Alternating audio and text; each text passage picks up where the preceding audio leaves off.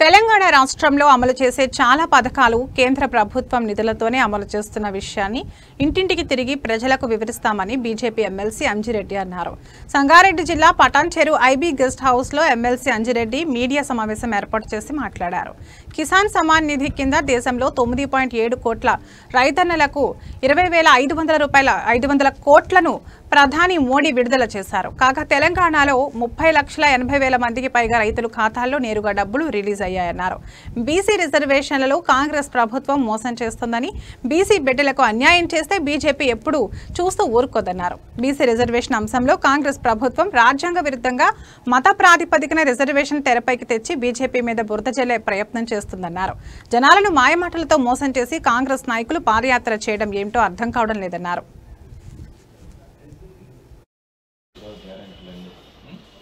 ఆడబిడ్డలకు ఏది బీజేపీ ఉంది, బేటీ బచావ్ బేటీ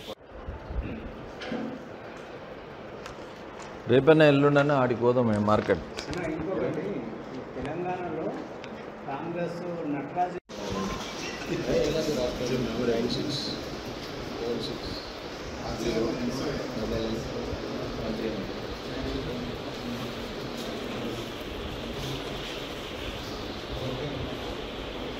రోజు సంగారెడ్డి జిల్లా పటాన్చెరు కాన్స్టిట్యున్సీ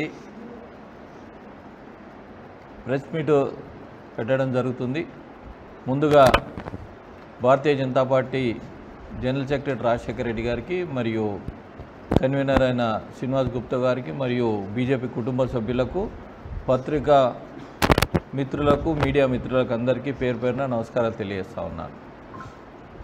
ఈరోజు కార్యక్రమం ఏంటంటే, మనకు మహాసంపర్క్ అని ఒక కార్యక్రమం ఇవ్వడం జరిగింది.